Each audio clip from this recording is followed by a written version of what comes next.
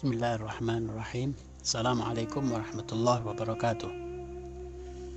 Alhamdulillah wassalatu wassalamu ala rasulillah wa ala alihi wa sahbihi ajma'in. Saudara-saudara seiman, di kesempatan ini ana membawakan kisah seorang sahabat yang mulia, aminu hadhil ummah, orang terpercaya di umat ini, Abu Ubaidah bin Jarrah radhiyallahu anhu. InsyaAllah dengan cerita ini ana dan kita semua jadi terinspirasi dan makin istiqomah dalam menjalankan Islam ini. Amin. Baik, kita akan membahas sosok pribadi beliau. Beliau adalah seorang tokoh pahlawan yang layak untuk dipahami kehidupannya, diikuti serta diteladani. Abu Ubaidah bin Jarrah bernama Amir bin Abdullah bin Jarrah. Jadi namanya itu Amir bin Abdullah bin Jarrah. Julukannya Abu Ubaidah, tapi namanya Amir. Nama lengkapnya Amir bin Abdullah bin Jarrah al-Quraisy al-Fiqri bin Hilal bin Ubay bin Dabah bin Haris bin Fihr bin Malik. Ini kurang lebih nasabnya ketemu dengan Nabi SAW di Quraisy. Ibunya Abu Ubaidah bernama Ummu Umaymah binti Ghanam bin Jubair dan sempat masuk Islam. Artinya Islam datang ibunya masih hidup.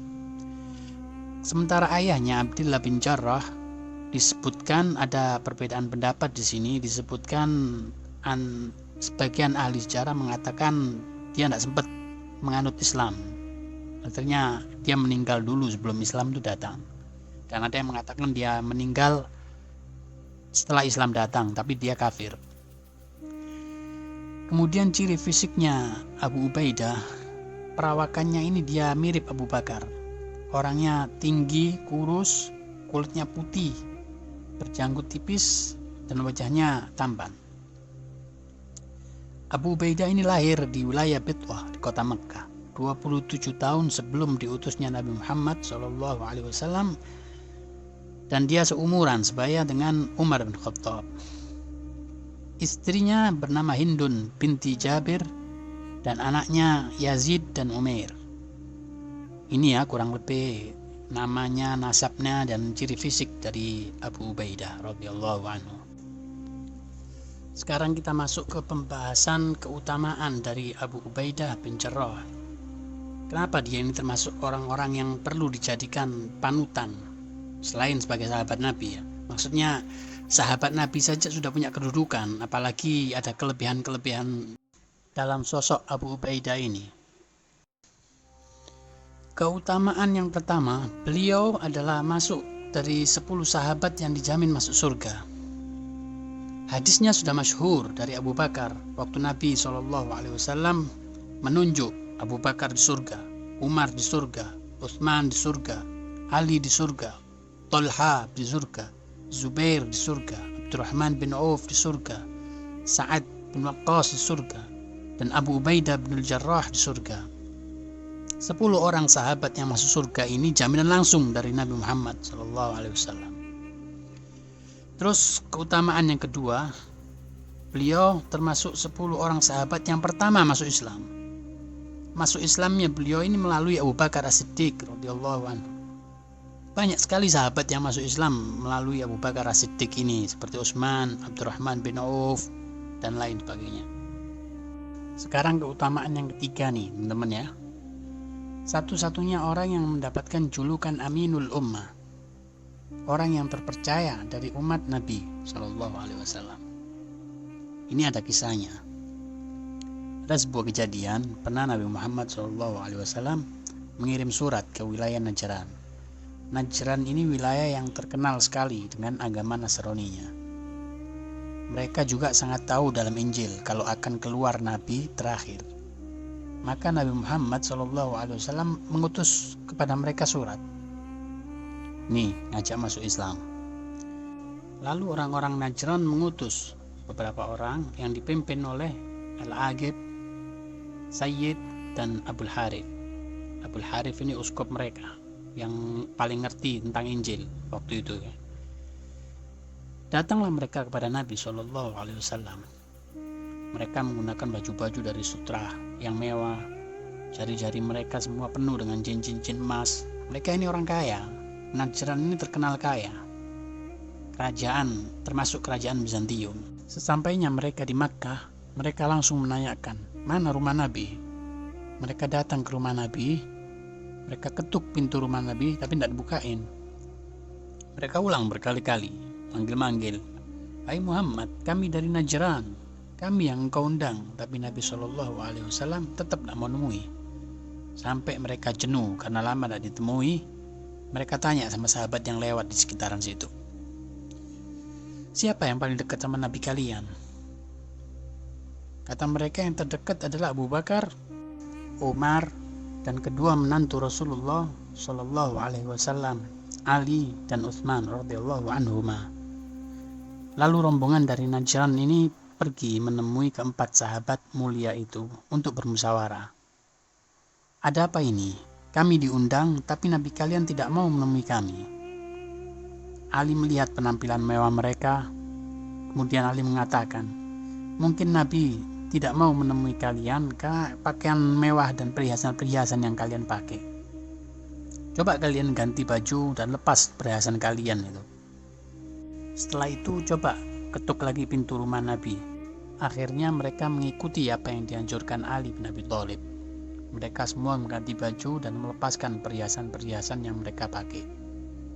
Kemudian mereka mengetuk pintu Nabi Shallallahu Alaihi Wasallam. Akhirnya Nabi mau membuka pintunya dan mau menemui mereka.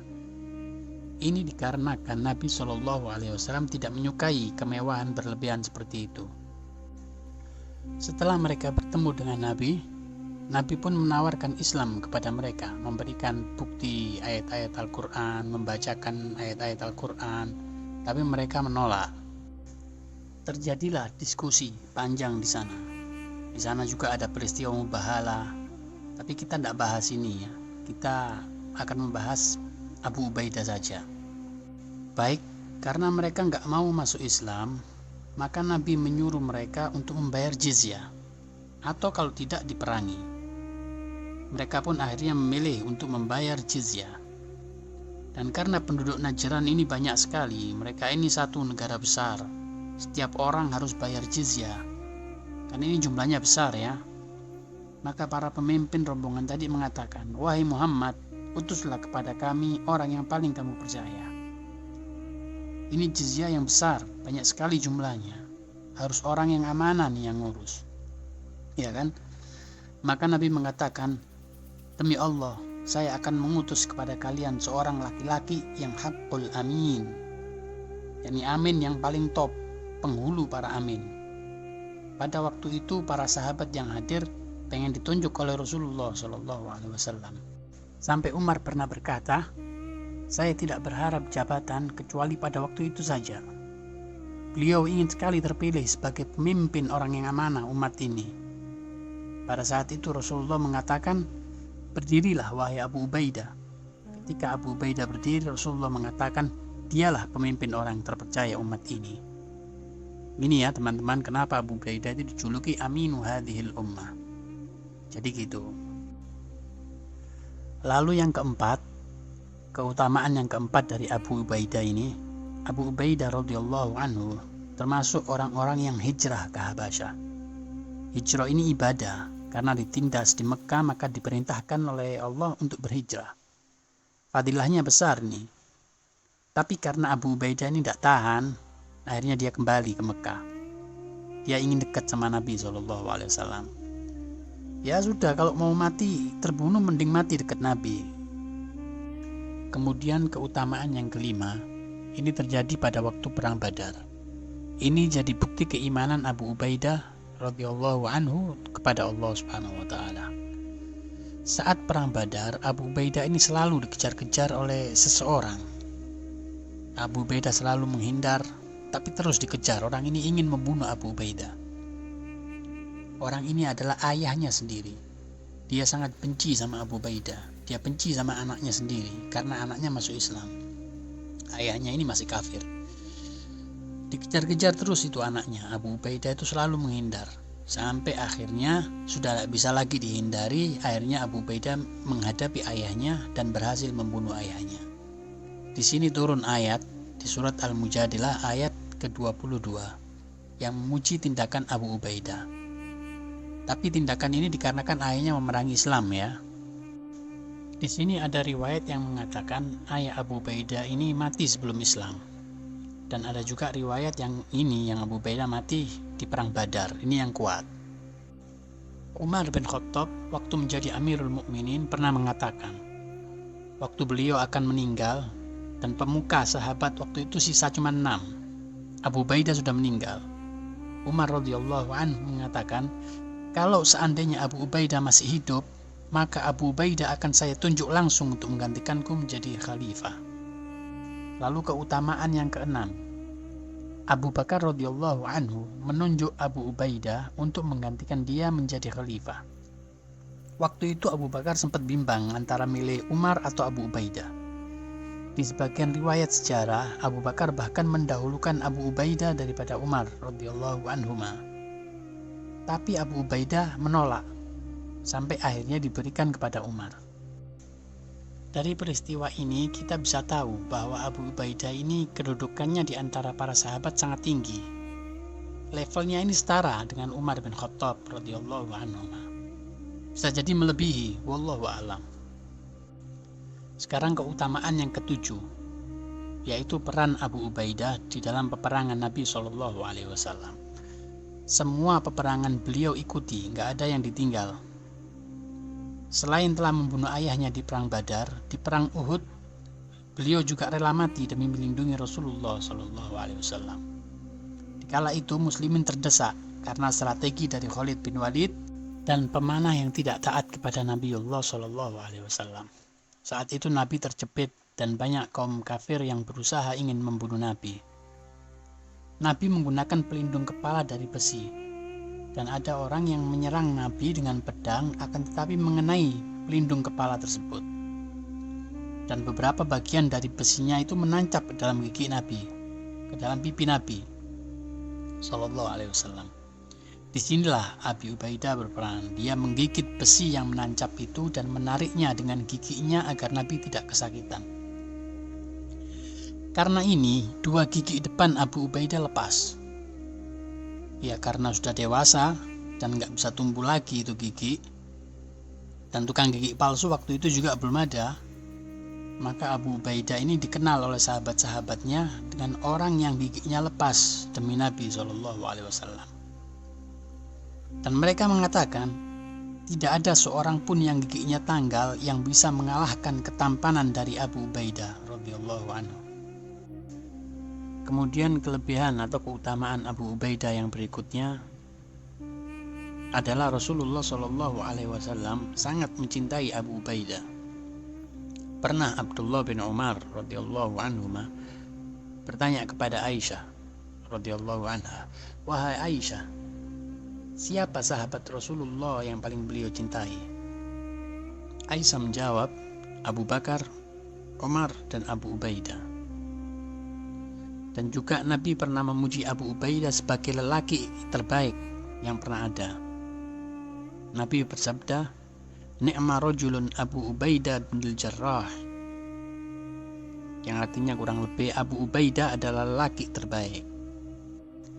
Ketika Nabi SAW meninggal, terjadi pemilihan khalifah. Mereka para sahabat berkumpul untuk bermusyawarah. Siapa nih yang kita angkat jadi khalifah? Terjadi perselisihan pendapat. Kemudian Umar dan Abu Ubaidah mengajukan Abu Bakar untuk jadi khalifah. Abu Ubaidah berkata, orang ini tidak ada tandingannya setelah Rasulullah SAW. Pelajaran yang bisa kita petik dari peristiwa ini adalah bahwasanya Abu Ubaidah radhiyallahu anhu ini dia tidak akan ragu-ragu dan akan mendukung secepat mungkin. Kita tahu Abu Bakar ya, dia ini manusia terbaik segala para nabi. Jadi Abu Ubaidah langsung aja tanpa ragu-ragu dia mendukung Abu Bakar radhiyallahu anhum ajmain. Umar bin Khattab pernah ditanya, "Wahai Umar, apa angan-angan Anda?" Beliau menjawab, "Saya berharap setiap rumah di Madinah dipenuhi oleh Abu Ubaidah bin Jarrah." Umar pernah mengirim Abu Ubaidah ke peperangan untuk menggantikan Khalid bin Walid menjadi panglima dengan membawa surat dari Umar. Lalu surat itu tidak diberikan sama Abu Ubaidah, dan Abu Ubaidah berada di bawah pimpinan Khalid. Ketika Khalid selesai menerobos pertahanan musuh, baru surat itu diberikan oleh Abu Ubaidah, dan Abu Ubaidah menggantikan Khalid sebagai pimpinan.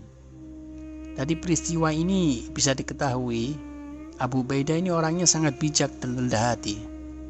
Juga Abu Ubaidah ini sangat pintar dalam strategi perang, sehingga beliau radhiyallahu anhu membawahi 3 panglima perang di Syam waktu itu, yaitu Amr bin As, Yazid bin Abi Sufyan, Khalid bin Walid, sehingga beliau dijuluki Amirul Umara, pemimpinnya para pemimpin. Sehingga kaum muslimin menang dan seluruh wilayah Syam berada di bawah pimpinan Abu Ubaidah. Abu Ubaidah ini terkenal dengan kerendahan hati dan tidak suka ribut atau berselisih dengan sahabat-sahabatnya. Lalu keutamaan Abu Ubaidah yang lain, Abu Ubaidah juga pernah menyindir Umar ketika Umar mengirim surat kepada Abu Ubaidah untuk bersabar di jalan Allah, karena waktu itu Abu Ubaidah dan tentaranya sedang terkepung di Syam. Kemudian Abu Ubaidah membalas surat sang khalifah dengan ayat Quran yang mengingatkan bahwa kehidupan dunia ini cuma permainan dan senda gurau serta saling membanggakan diri antara kalian. Mendapatkan surat itu, lalu Umar membacakan surat itu di mimbar dan berkata, "Wahai muslimin, entah Abu Ubaidah menyindir aku atau kalian yang terlena dengan kehidupan di Madinah, sibuk berdagang dan terlena dengan anak dan istri-istri kalian." Maka Umar berkata, "Keluarlah kalian, temani Abu Ubaidah dan berperanglah di jalan Allah." Baik, kita lanjutkan. Abu Ubaidah radhiyallahu anhu terkenal dalam penaklukan Palestina. Palestina adalah tanah suci yang terdapat Baitul Maqdis di sana, kiblat pertama kaum muslimin. Ini adalah kemenangan besar kaum muslimin pada saat itu. Pada saat Abu Ubaidah akan memasuki Palestina, orang Palestina sudah pada tahu gimana kekuatan pasukan Abu Ubaidah. Mereka merasa nggak sanggup melawan dan meminta perdamaian dengan Abu Ubaidah radhiyallahu anhu. Abu Ubaidah dan kaum muslimin pun tidak menyerang mereka, karena mereka sudah menyerah ya. Di Islam tidak dibolehkan. Dan membiarkan mereka tetap dalam agama yang mereka peluk. Akan tetapi wilayah Palestina sudah dalam kekuasaan Islam. Palestina ini menjadi daerah penaklukan Syam yang terakhir oleh Abu Ubaidah. Hampir seluruh wilayah Syam menyerah kepada Abu Ubaidah, dan Palestina adalah target utama Abu Ubaidah. Perlu digarisbawahi di sini, pasukan para sahabat ini mereka tidak bermaksud menguasai atau memperluas wilayah. Mereka hanya berniat menyebarkan agama Islam. Baik, kita balik ke Palestina. Kita lihat Palestina yang sekarang dalam genggaman orang-orang Yahudi. Kita sebagai Muslim sangat prihatin. Harus kita prihatin. Bahaya kalau kita nggak peduli. Minimal kita doakan. Mereka Muslimin yang ada di sana, saudara kita. Kita harus bisa merasakan penderitaan mereka. Ikhwani fillah, pada saat itu Palestina dibebaskan, dan uskup tertinggi mereka mengatakan, "Saya tidak akan menyerahkan Baitul Maqdis kecuali kepada pemimpin kalian, yaitu Amirul Mukminin Umar." Abu Ubaidah pun mengirim surat kabar gembira kepada Umar, menyampaikan kemenangan dan memberitahu kalau si uskup tidak mau menyerahkan Baitul Maqdis kecuali Anda sendiri yang datang. Akhirnya Umar pun datang. Kemudian setelah itu, Umar mengirim kepada Abu Ubaidah uang sebanyak 4.000 dirham dan 4.000 dinar. Ini jumlah yang sangat banyak pada waktu itu. Abu Ubaidah pun membagi-bagikan uang tersebut sampai habis. Dia nggak ambil sedikit pun. Ketika Umar mengetahui hal ini, Umar mengatakan, "Wahai Abu Ubaidah, sungguh dunia telah mengubah kami, tetapi dunia tidak mengubahmu." Umar juga mengunjungi rumah Abu Ubaidah di Palestina. Dilihat seluruh harta Abu Ubaidah adalah barang-barang lama. Untanya unta lama, bajunya baju lama, rumahnya dari tanah liat, Isinya pun cuma pedang dan tameng. Padahal dia pemimpin panglima yang menaklukkan Syam. Banyak harta-harta, bangunan-bangunan, peninggalan Romawi yang bagus di sana. Abu Ubaidah bisa saja mengambil gedung untuk dijadikan kantor kalau dia mau. Melihat ini, Umar pun menangis. Abu Ubaidah mengatakan, "Ya Amirul Mukminin, ini sudah cukup. Tidak ada yang akan kita bawa ke liang lahat." La haula wa la quwata illa billah. Masya Allah, Abu Ubaidah, aminu hadhil ummah. Dunia tidak membuat beliau lupa. Sahabat mulia yang mencintai Allah dan Rasulnya. Baik ikhwani, akhirnya kita masuk ke bab yang paling menyedihkan. Tadi kita sudah mendengar gimana zuhudnya Abu Ubaidah. Sekarang kita akan membahas bab kematian Abu Ubaidah radhiyallahu anhu. Abu Ubaidah meninggal dunia karena penyakit taun. Taun ini semacam kusta. Rasulullah Shallallahu Alaihi Wasallam pernah bersabda bahwa orang yang meninggal karena taun maka dia mati syahid. Beberapa sahabat termasuk Umar berusaha untuk mengajak Abu Ubaidah berobat, tapi dia menolaknya dan mengatakan, "Saya lebih suka mati dalam keadaan taun, karena ini akan membawa saya untuk mati syahid." Abu Ubaidah pun meninggal syahid, walaupun tidak dalam peperangan. Wallahu a'lam. Inilah cerita singkat Abu Ubaidah, sahabat Nabi yang mulia. Semoga bisa menginspirasi kita dan makin membuat kita cinta dengan Rasul dan para sahabatnya. Kalau ada yang benar, itu datangnya dari Allah Subhanahu wa Ta'ala, dan kalau ada yang salah, itu datangnya dari saya. Mohon dikoreksi dan diingatkan. Wabillahi taufiq wal hidayah. Sekian dan terima kasih. Jazakumullahu khairan. Wassalamualaikum warahmatullahi wabarakatuh.